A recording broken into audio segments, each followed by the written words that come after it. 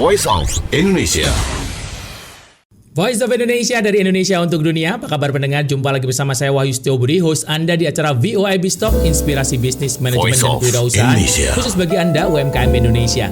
Apa kabar pendengar? Semoga acara ini menjumpai Anda dalam keadaan sehat, bersemangat dan optimis selalu. Para pendengar sekalian, hari ini adalah hari Kamis tanggal 23 Mei bertepatan dengan Hari Raya Waisak. Oleh karena itu kami mengucapkan selamat Hari Raya Waisak pada para pendengar sekalian yang merayakannya. Para pendengar sekalian, kita hadir lagi bersama dengan VOIB Stock. Hari ini kita akan bicara mengenai produk dan layanan sebagai tulang punggung dari UMKM Indonesia. Para pelaku bisnis tentu sadar benar bahwa ketika kita menjalankan usaha, maka konsep produk dan layanan itu menjadi hal yang paling penting dan paling krusial untuk bisa kita maksimalkan.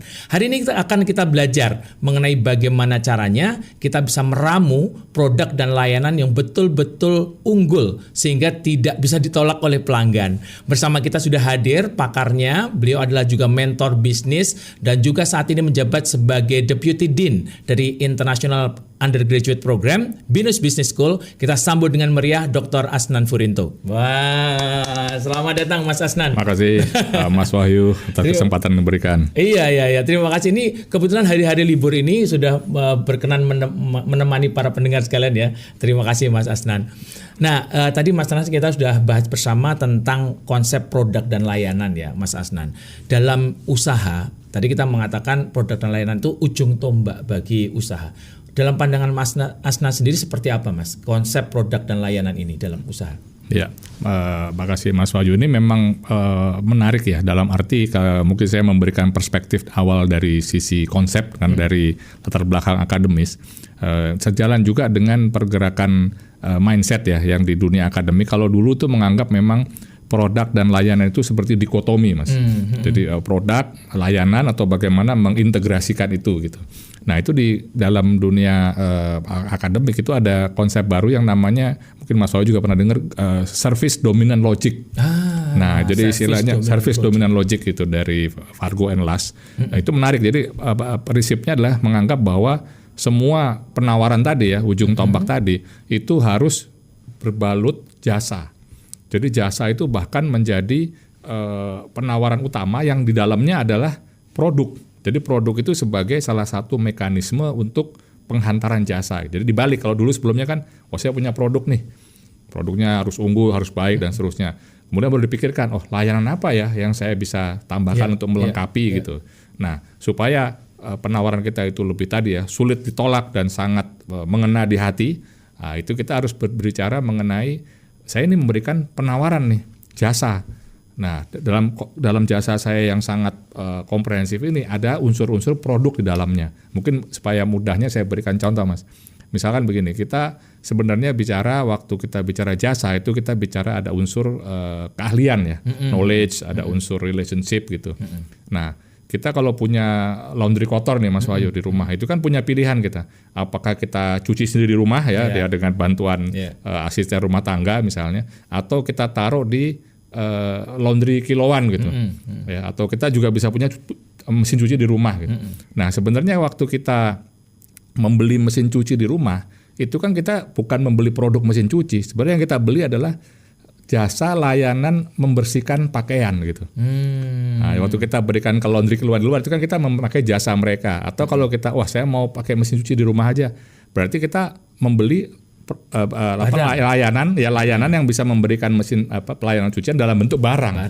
Nah gitu. Jadi kurang lebih mungkin analogi gitu. Jadi sebenarnya dalam prakteknya nggak berubah ya, cuma dalam arti mindset tadi kalau bicara supaya entrepreneur dan UMKM kita itu lebih inovatif ya, lebih bisa melihat banyak peluang. Kita lihat jangan kita hanya produknya, tapi justru mulai layanan apa. Nah layanan apa itu bisa macam-macam. Nah salah satunya adalah produk untuk menunjang servis itu. Gitu. Ini perspektif baru ya Mas ya. Selama ini kita selalu ngelihat produk itu sebagai yang dijual, tapi sekarang ternyata dengan konsep service dominance mengatakan bahwa ada bungkusnya juga.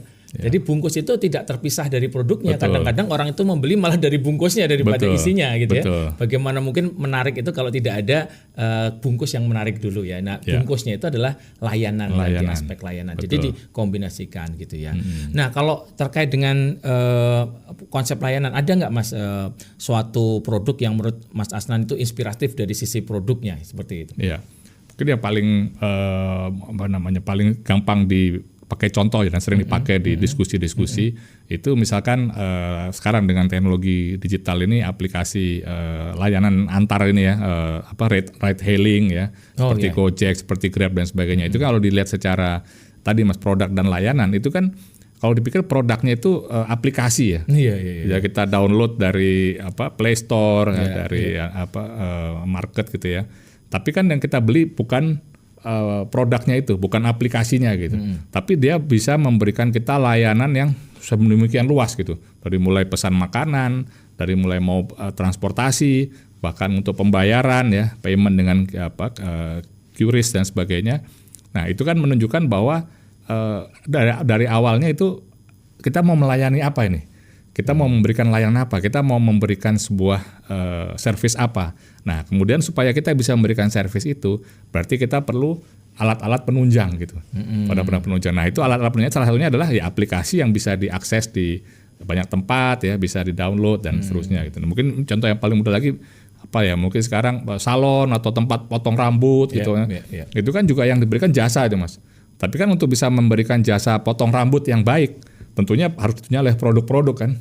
Mungkin nanti toniknya, sampo-nya, kemudian alat cukurnya juga yang bersih, yang berkualitas, atau pijetannya, betul. Jadi sekarang itu ada banyak teman-teman yang datang ke barbershop gitu ya, atau ke salon gitu ya. Ternyata tuh nyari pijetannya tuh, bukan hanya potongannya ya. Benar. Ada yang request malah, saya maunya Mas ini karena mijetnya enak gitu kan.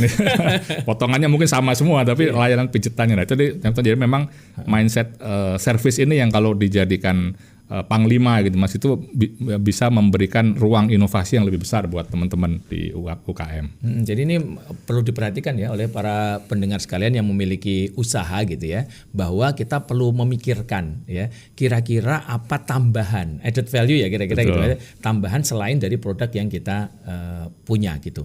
Nah, Mas, ini kan banyak produk teman-teman ini yang biasanya itu mendengarkan kita ini usahanya biasanya kuliner, terus kemudian ada fashion gitu ya, terus kemudian selain fashion, kuliner ada juga misalkan kayak mereka punya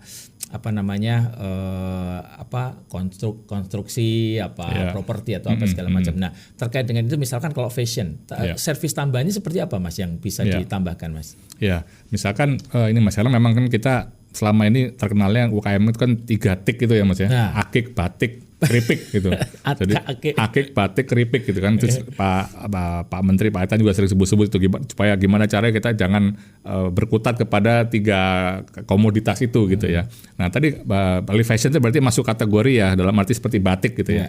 Nah, sebenarnya bisa aja layanan tadi kita bilang bahwa orang ini membeli produk baju ya, clothing dan sebagainya, itu kan bukan basic need-nya, bukan hanya untuk menutupi badan, menutupi aurat kan gitu. Tapi ingin tampil stylish, tampil kelihatan fashionable, kelihatan ini menunjukkan ada image dirinya gitu. Nah, itu kan yang harusnya bisa dikelola dan bisa dieksplorasi Mas ya. Mungkin ada layanan-layanan tertentu yang bisa disesuaikan dengan etnik tertentu, sesuaikan dengan personality tertentu. Saya belum pernah lihat, kalau bisa mungkin menarik Mas, gimana bikin clothing berdasarkan zodiak gitu misalnya. Iya, benar-benar juga ya. Misalnya mereka wah kalau zodiaknya Pisces gitu, zodiak itu berarti mungkin ada nuansa ikan di situ, tapi dengan cara air gitu, Aquarius, Cancer, ada itu kan salah satu cara aja gitu dari berbagai macam metode untuk bisa membuat pelanggan ini merasa terlayani kebutuhannya. Jadi tadi balik, kita bukan berjualan produk baju gitu. Kita memberikan layanan bagaimana orang bisa menunjukkan identitas dan image dirinya melalui baju yang dia pakai. Nah, dan itu nggak harus mahal gitu. Kita nggak berarti harus desainer yang dengan bahan mahal, dengan sutra. Bahkan bahas sederhana, tapi kalau warnanya bagus, polanya juga menarik, disesuaikan dengan etnis tertentu ya dan sebagainya, dan dikomunikasikan dengan baik, saya rasa itu potensi yang sangat besar juga Mas. Ya. Jadi tidak boleh berhenti untuk selalu mencari terus ya. Nah, ujung-ujungnya berarti itu pemahaman pada konsumen dong Mas ya. Betul Mas, betul. Kita harus menggali. Nah, tadi begitu jasa, otomatis mindset kita juga ikut berubah Mas. Kalau produk kan, wah saya bisa bikin ini, saya senang bikin ini, gimana saya buat dan saya cari orang yang mau beli produk saya. Ya, itu nggak salah juga gitu. Tapi tadi kalau kita ingin lebih bisa berkembang, lebih inovatif, kita mulai justru saya mau melayani kebutuhan apa sih dari pelanggan saya itu butuh apa, keinginan apa atau aspirasi apa yang dia ingin dapatkan. Nah, bagaimana saya bisa memenuhi kebutuhan itu melalui layanan saya, di mana diantaranya ada produk yang menunjang pemenuhan kebutuhan tersebut. Itu kurang lebih begitu prinsipnya. Iya.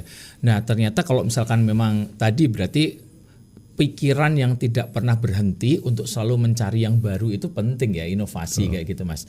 Nah, kalau menurut Mas Asnan sekarang, dalam pandangan Mas Asnan melihat UMKM di Indonesia saat ini tuh kondisinya seperti apa Mas? Ya. Apakah ini sudah menjiwai mereka gitu atau masih perlu pengembangan? Kalau konteksnya sekarang seperti apa? Ya betul Mas Wahyu, karena memang negara kita besar ya, beragam sekali istilahnya local wisdomnya, kemudian local kontennya. Tentunya beraneka. Jadi saya yakin UMKM kita juga beragam juga. Ada yang sudah lebih advance itu tingkatnya, ada yang mungkin masih belajar, dan itu oke. Selama memang pada akhirnya mereka tahu goalnya harus selalu senantiasa naik kelas kan gitu ya. Selalu berubah. Apalagi sekarang dengan ada kategorisasi baru tuh, kalau nggak salah peraturan yang baru itu dari sisi kategorisasi UMKM itu kan juga berubah ya Mas Wahyu ya. Tadinya sampai 300 juta itu masih masih kecil. Nah, sekarang sampai 2 miliar juga masih dianggap kecil gitu. Nah, kurang lebih seperti itu. Nah, prinsipnya adalah berarti kan bahkan secara regulasi pun itu membuat UMKM itu harus terus naik kelas gitu loh. Tadinya mungkin udah cukup puas, wah saya udah masuk kecil, udah nggak mikro. Sekarang jadi mikro gitu. Tadi saya menengah, sekarang jadi kecil. Berarti itu kan mereka sebenarnya ditantang untuk selalu naik kelas. Nah, untuk naik kelasnya itu memang membutuhkan proses. Nah, yang tidak kalah penting tadi selain masalah mindset, itu adalah masalah sistem atau bisnis proses yang harus juga ikut dibenahi.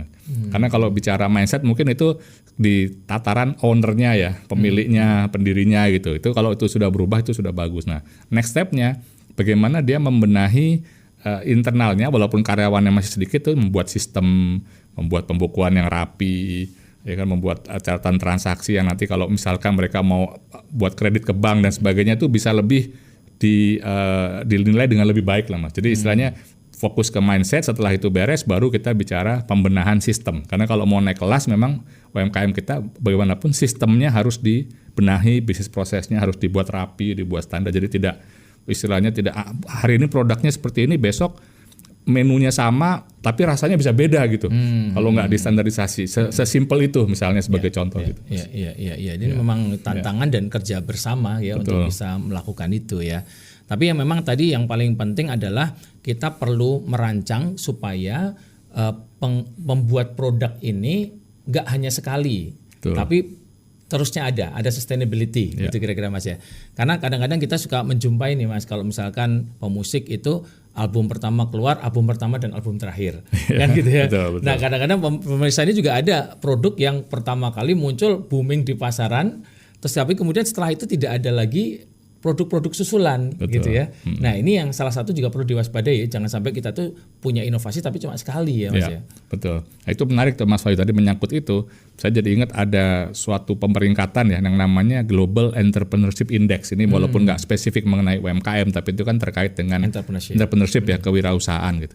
Nah, itu Indonesia itu peringkatnya kurang cukup bagus itu. Padahal kalau lihat dari sisi jumlah UMKM Indonesia ini kan sangat besar ya, 90 sekian persen, 97% lebih untuk tenaga kerja dan 60% lebih sumbangan kepada GDP ya. Tapi dari sisi pemeringkatan entrepreneurship global, kalau nggak salah Indonesia itu nomor 5 di Asia Tenggara. Jadi jauh di bawah Malaysia, Singapura, Thailand, bahkan di bawah Vietnam. Di Indonesia di dunia nomor 75. Nah, setelah ditelisik kok bisa ya? Kenapa seperti itu? Ternyata lebih kepada tadi terkait sama dengan tadi mindset dan bisnis proses. Karena salah satu parameter yang dinilai adalah seberapa besar entrepreneur ini punya plan untuk pengembangan bisnis selama 3 tahun ke depan. Berapa banyak mereka punya prosedur yang baku yang bisa dipakai sebagai referensi untuk pembuatan produk misalnya seperti itu dan hal-hal lain gitu. Nah, itu sebagai contoh. Jadi dari sisi jiwa kewirausahaan mungkin kita nggak kalah Mas. Orang-orang kita itu kan sangat semangat melihat peluang bisnis sangat cepat gitu ya, sangat apalagi ditambah lagi dengan unsur kepepetnya itu. Nah, itu kepepet survival kalau nggak makan gitu. Itunya luar biasa. Tapi begitu dinilai dari sisi yang lebih baku gitu. Punya plan nggak 3 tahun ke depan pengembangannya seperti apa? Mau akses pasarnya, punya rencana. Jadi kalau ditanya bisnis plan gitu ya, itu nggak punya. Gitu. Mungkin ada di kepala semua, tapi tidak dituliskan dan tidak diberikan di dalam sebuah wadah yang formal yang bisa dibaca. Gitu.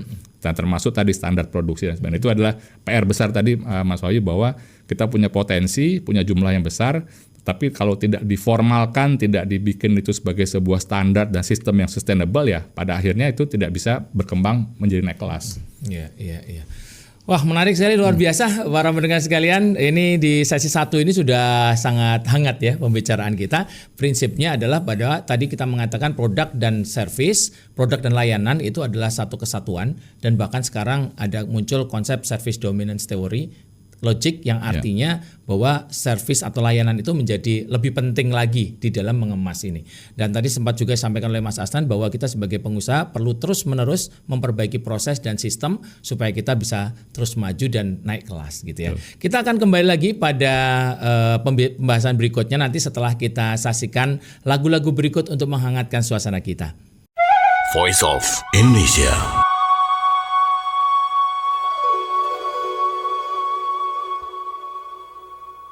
Voice of Indonesia dari Indonesia untuk dunia, masih bersama VOI Biztalk, inspirasi bisnis bagi Anda UMKM Indonesia. Hari ini kita membahas mengenai bagaimana bauran produk dan layanan bisa kita manfaatkan, kita maksimalkan untuk dapat meraih konsumen pasar sebanyak-banyaknya. Masih bersama kita, beliau adalah Deputy Dean dari International Undergraduate Program Binus Business School bersama dengan Dr. Asnan Furinto. Nah, Mas Asnan, tadi kita diskusi banyak ya tentang bagaimana produk dan layanan dan perannya bagi UMKM. Sesi kedua ini akan kita fokuskan pada langkah demi langkah, Mas, step by step, how to. Ya. Nah, para pendengar yang sudah punya bisnis di sini mendengarkan untuk mencatat nih kira-kira apa saja yang dibutuhkan sih langkah demi langkah untuk bisa mendapatkan produk dan layanan yang betul-betul ajib gitu ya, yang sulit ditandingi dan benar-benar sesuai dengan keinginan pelanggan. Nah, menurut Mas Hasan seperti apa Mas langkah demi langkah? Ya Mas Wahyu, jadi memang perlu ada penajaman yang lebih ya terhadap kondisi UMKM di Indonesia. Selama ini kan yang definisi formal tadi sempat kita singgung di segmen sebelumnya itu kan lebih berdasarkan omset gitu ya. Omsetnya di atas sekian maka masuk kecil, di atas sekian masuk menengah dan seterusnya. Atau dengan modal pendirian di awal, ya modalnya berapa berarti dia masuk kategori apa. Nah, sebenarnya untuk pembinaan dan pengembangan UMKM itu menarik untuk bisa mendalami lebih jauh karakteristik dan kondisi mereka seperti apa. Nah, itu ada penelitian dari World Economic Forum tahun 2021 saya pernah baca. Itu mereka membuat semacam persona gitu atau tipologi dari UMKM di Indonesia, Mas Wahyu. Jadi menarik. Nama personanya saya lupa, ada 5 kelompok gitu ya. Tapi intinya mereka dibagi berdasarkan tadi ya, mindset dari ownernya, kemudian bagaimana mereka sourcing material, kemudian ketiga bagaimana mereka menstandarkan bisnis proses, kemudian bagaimana mereka mengelola sales channel, dan terakhir itu kalau nggak salah mengenai aspek logistiknya, ya, supply chain-nya itu. Nah, jadi itu ada 5 persona dari paling sederhana sampai yang paling advance. Nah, jadi bisa jadi yang menarik adalah mindset itu bisa saja secara omset dia sudah masuk kategori menengah gitu Mas Wahyu. Tapi secara tadi mindset ownernya mungkin dia masih kategori yang masih survival atau masih yang penting bisa tiap tahun menghasilkan pendapatan gitu.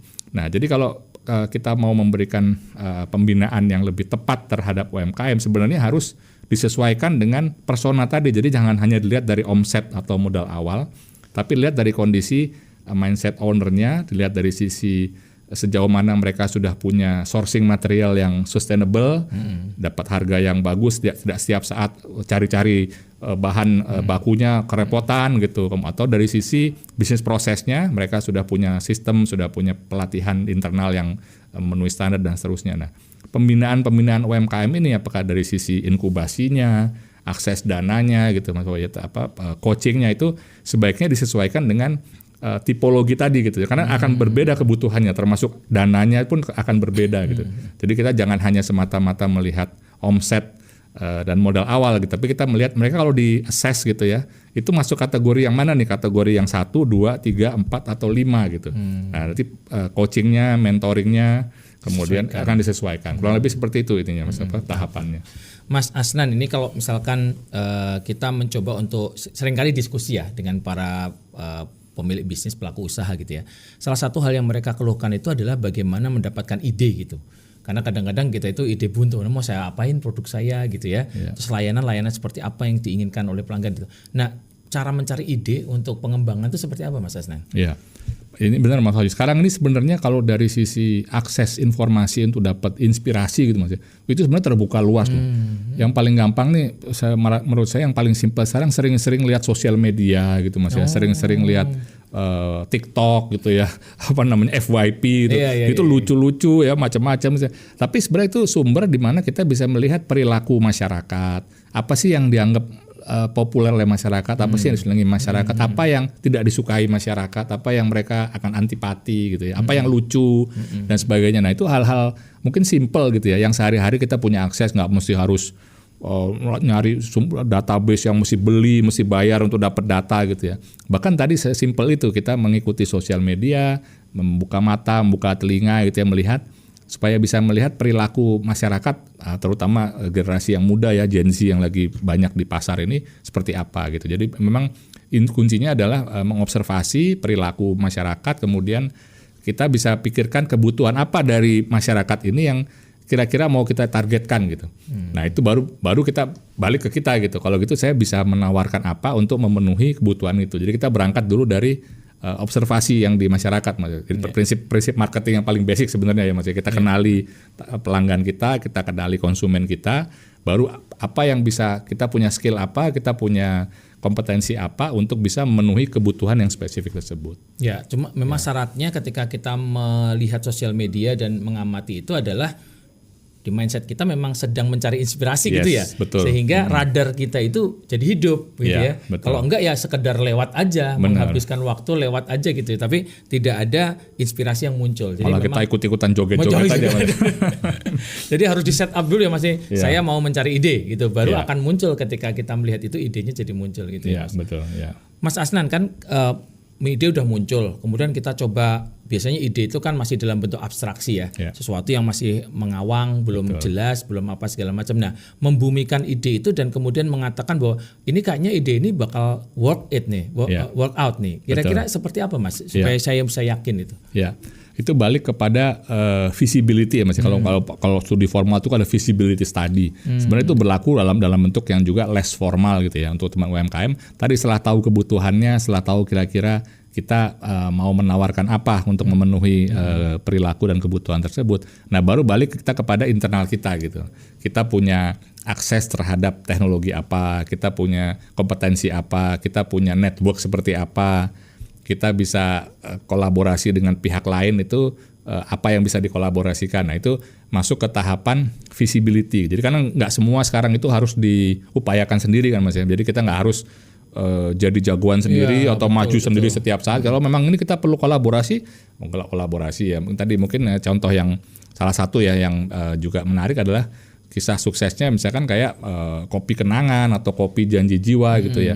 Yang kopi kita setiap hari bersentuhan dengan kopi lah basically ya. Di mana-mana kita temukan kopi. Tapi kenapa bisa ada kopi yang sedemikian melejit gitu dalam waktu singkat gitu ya. Kita nggak bilang semua kopi harus seperti jejak mereka ya, tapi kita ambil pelajarannya adalah berarti mereka mindsetnya nggak bicara kita mau berjualan kopi gitu ya, tapi kita mau membuat sebuah image ya, sebuah brand gitu yang bisa diidentikan dengan anak muda yang high tech, anak muda yang educated gitu ya. Jadi makanya mereka bekerja sama dengan venture capitalis, punya akses, memperbaiki channel digital dan sebagainya. Pak, yang sebenarnya kopinya kalau dicopot brandnya Mas Fajar, saya nggak yakin kita bisa bedain ini kopi kenangan apa kopi janji jiwa gitu ya. Kalau kita benar-benar fans berat gitu. Kalau nggak sama aja. Mungkin kita lihat just another coffee gitu. Nah, tapi itu yang membedakan tadi kan, berarti mereka memang dari awal itu mengidentifikasi peluang bahwa kopi ini populer. Nah, tapi kemudian apa yang kompetensi apa? Rupanya kompetensinya mereka punya network di luar negeri, punya teknologi, penguasaan teknologi yang bagus, platform digitalnya jalan. Nah, itu yang mereka kembangkan untuk merealisasikan ide bisnisnya dan membuat itu berkembang lebih cepat lagi. Jadi konsep visibility itu bisa dilakukan ya. Jadi begitu teman-teman Bapak Ibu sekalian, para pendengar sekalian udah punya suatu ide tertentu, wah ini kayaknya mau saya upgrade nih, misalkan produk ya.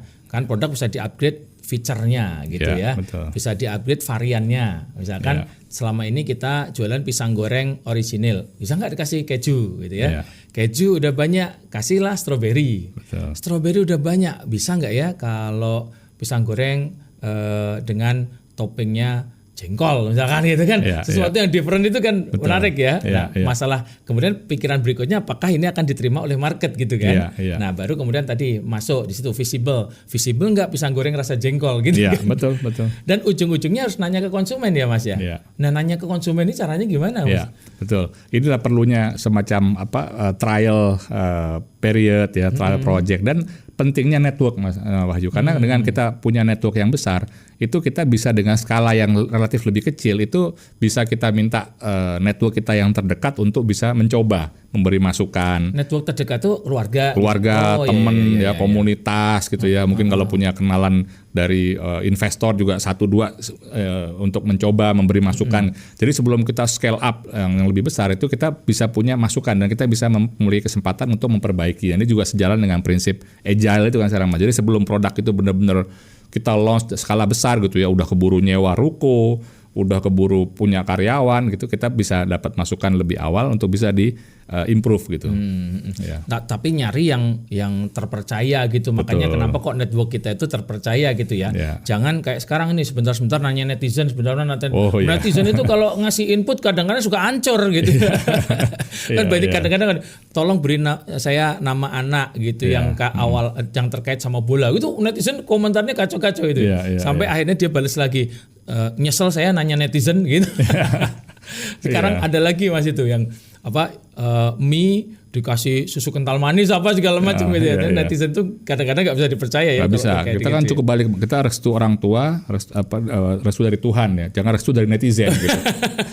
Nggak selesai.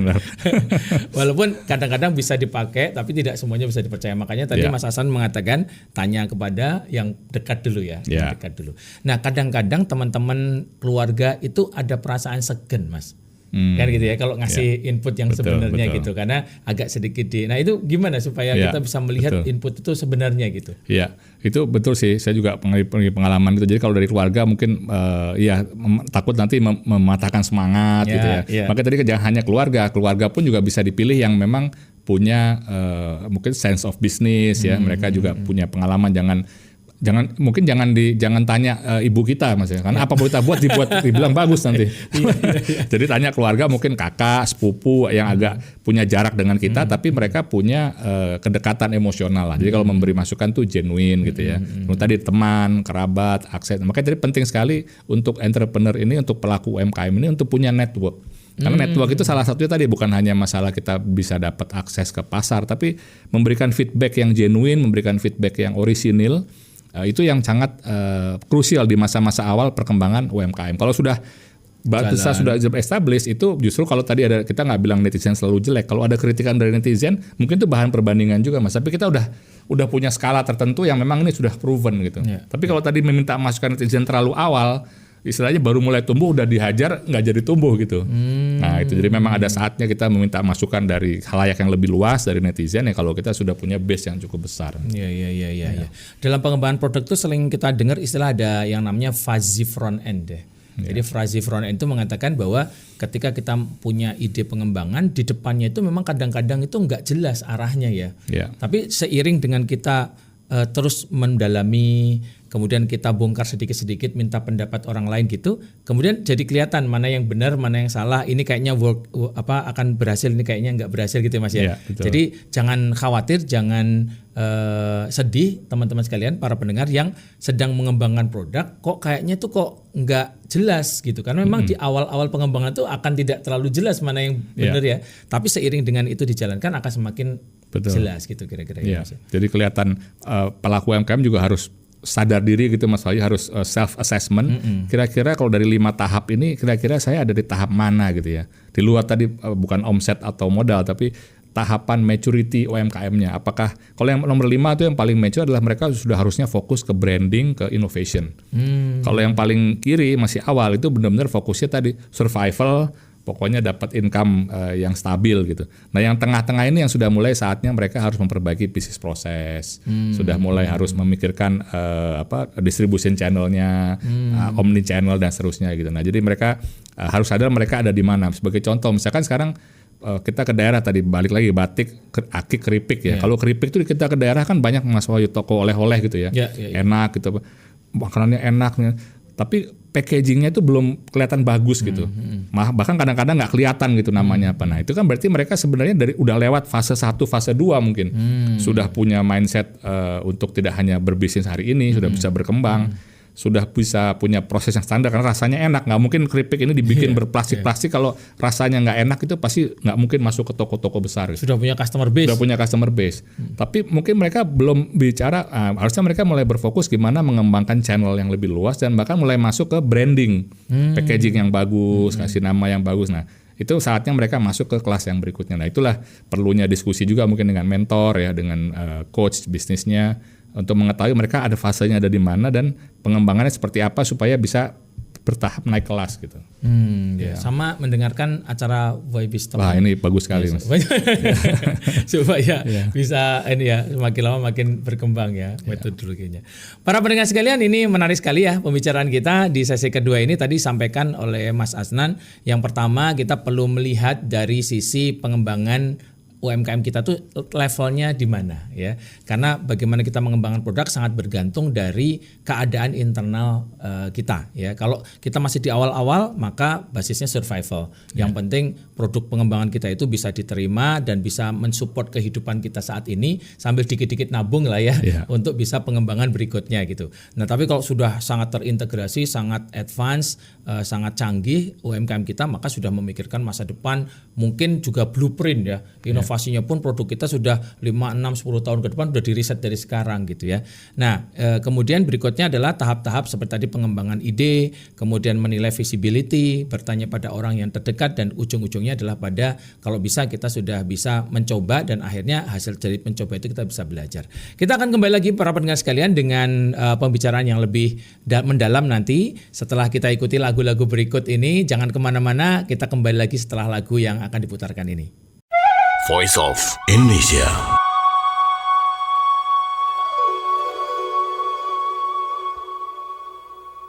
Voice of Indonesia dari Indonesia untuk dunia, masih bersama VOIB Stock bersama Dr. Asnan Furinto. Beliau adalah Deputy Dean dari International Undergraduate Program BINUS Business School.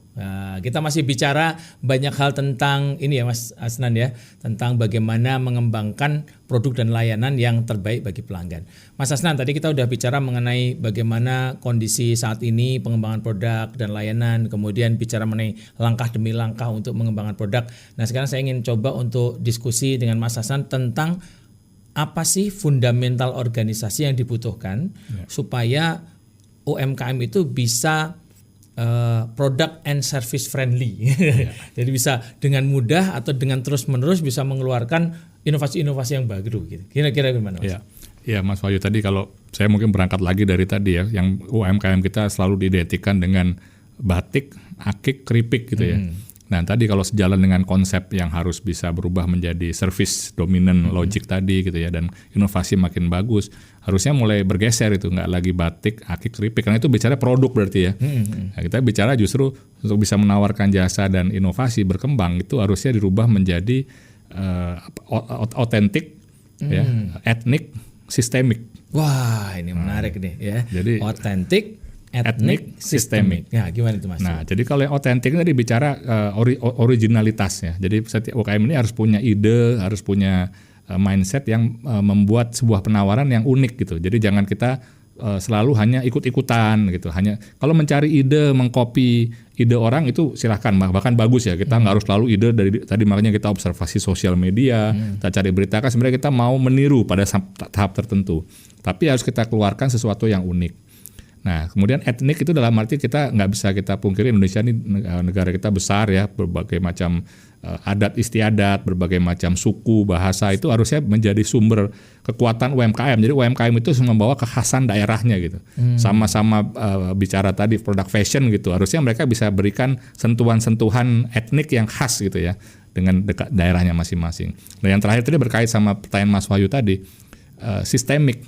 Jadi bagaimana caranya UMKM ini memiliki sistem, memiliki proses ya organisasi yang standar dan bisa berkembang gitu. Jadi jangan itu hanya berhenti di pemiliknya gitu, maksudnya ownernya yang paling tahu, ownernya yang paling bisa memutuskan semua, tapi organisasi tidak ikut berkembang gitu. Jadi pada akhirnya kan kemampuan untuk mendelegasi ya berkomunikasi dengan pasar itu owner makin lama juga harus naik kelas dulu sebelum UMKM-nya ikut naik gitu, Mas. Kalau si ownernya ini selalu sibuk dengan internalnya karena nggak beres-beres gitu, karyawannya nggak bener, banyak yang keluar masuk segala macam, pemadam kebakaran terus, Mas. Jadi akhirnya nggak memiliki sistem yang bisa diandalkan. Akhirnya owner ini nggak kemana-mana, dia di situ terus gitu. Terpenjara dengan operasional. Gitu. Betul, terpenjara dengan operasional. Di situ terus. Kecuali memang itu kemauannya. Wah, saya memang nggak mau besar-besar. Saya memang dari awal memang hanya tadi. Jadi berarti kan maksudnya di stage 1 tadi survival saja atau ingin mendapatkan income yang stabil setiap saat ya. Kalau syukur-syukur dapat rezeki lebih alhamdulillah ya. Kalau itu lain lagi ceritanya. Kita bicara yang ingin selalu berkembang. Nah, itu berarti ownernya sendiri harus naik kelas.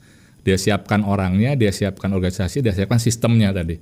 Jadi setelah selesai dengan produknya, punya penawaran yang unik, otentik tadi ya, otentik, kemudian etnik, dan kemudian sistemiknya ini harus dibenahi, Mas, kurang lebih begitu. Jadi sebenarnya salah satu hal yang sangat dibutuhkan adalah keikhlasan untuk si owner ini memindahkan center of gravity lah gitu ya, center dari perusahaan ini dari dirinya sebagai pribadi ke sistem ya. Nah kalau gitu kan, dan ini susah nih Mas, karena banyak owner yang merasa, wah usaha ini adalah saya adalah usaha gitu lah gitu. Betul. Tapi itu artinya belum modern ya. Ya, jadi memang berat itu saya bisa pahami, pasti ada ego tadi Mas ya. Ini kan punya saya, harus besarnya tuh harus dengan saya gitu. Sejak bayi saya urusin. Sejak bayi, betul. 24 jam nih melekat di saya. Itu oke ya, cuma tadi balik kalau ingin naik kelas, ingin membesar bisnisnya gitu.